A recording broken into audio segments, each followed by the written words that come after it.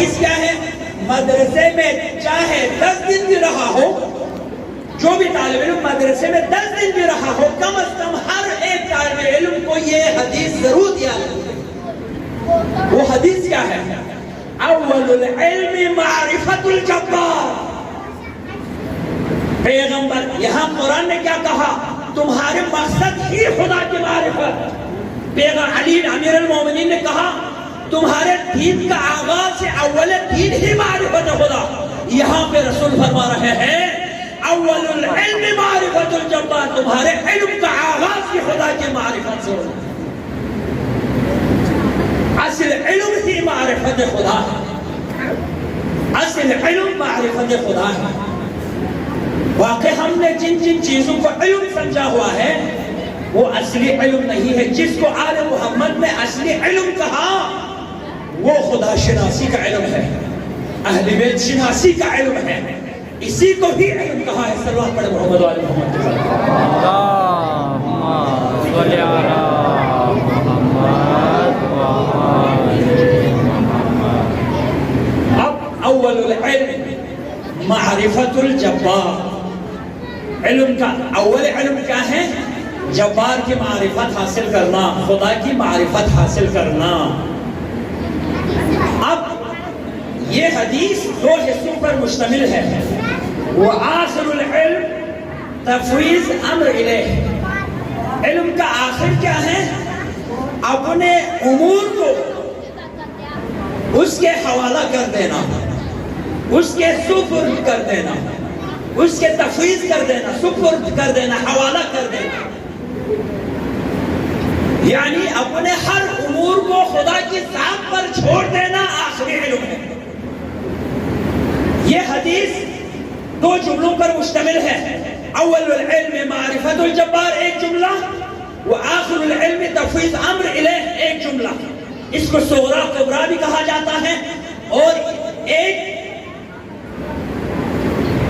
پہلے جملے کا نتیجہ دوسرا جملہ ہے، اس کا نتیجہ دوسرا جملہ ہے۔ نتیجہ کیا ہے؟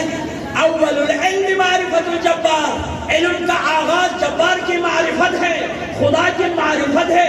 جب تم صحیح پڑھو گے، علم حاصل کرو گے، خدا تمہارے دل کو نور علم سے جب منور فرمائے گا تو خود بخود اس کا نتیجہ کیا ہوگا؟ تفویض امر الیہ، تم خود اپنے سارے امور کو اسی کے حوالہ کر دو گے، ختم ہو جائیں گے پریشانیاں، یہ دنیا کے بلائیں ختم ہو جائیں گے، دور ہو جائیں گے۔ جب علم معرفت آ جائیں گے، پیچھے کرسی کے پیچھے، دنیا کے امور کے پیچھے، دنیا کے مصروفیات کے پیچھے، جیسے جیسے نور علم اس کے دل میں آتا جائے گا، خود بخود وہ انسان اس دنیا کے ان چیزوں سے خود بخود دور جانے لگے گا، دنیا کے چیزیں اس کے پیچھے جانے لگے گا، یعنی اس کے سامنے دنیا بیکار ہو جاتی ہے۔ جس کے مثال مولا علی نے کیا فرمایا؟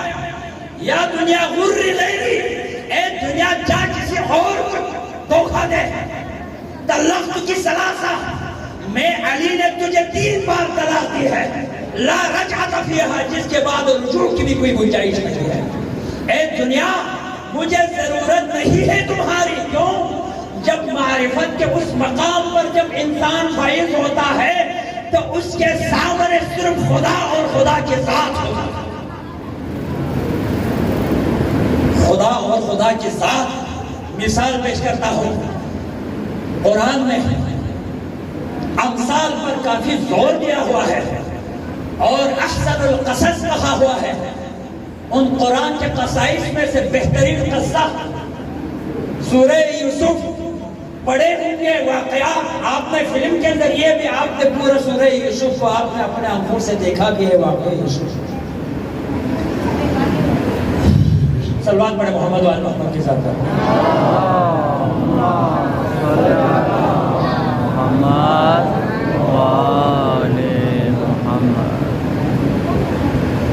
حضرت زلیخا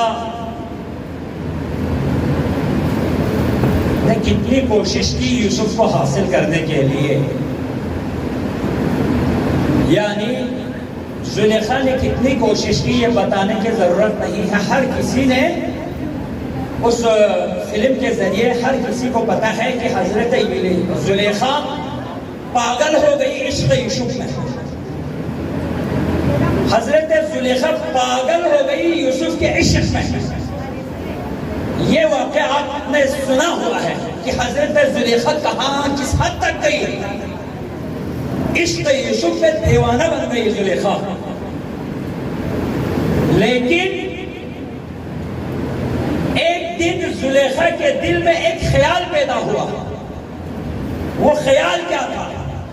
ایک دن زلیخا کے دل میں خیال پیدا ہوا کہ یوسف اتنا حسین و جمیل ہے, نہیں معلوم یوسف کا پروردگار کتنا حسین ہوں گے.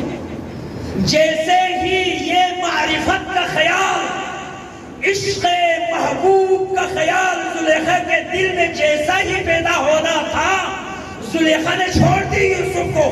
زلیخا ڈائریکٹ خدا کے محبت میں غرق ہو گئی. اسی طرح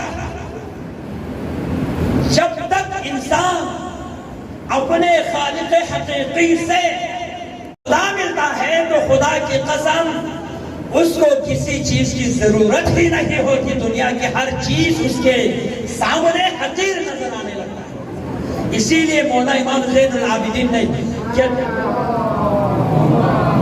صلی علی محمد و آل محمد کتنا بہترین جملہ ارشاد فرمایا, میرے اللہ جس نے تجھے پایا اس نے کیا کھویا. جس نے تجھے پایا اس نے کیا کھویا, اور جس نے تجھے کھویا اس نے کیا پایا. ناکام ہے انسان, ناکام. اب اس کو پانا کیسے ہے؟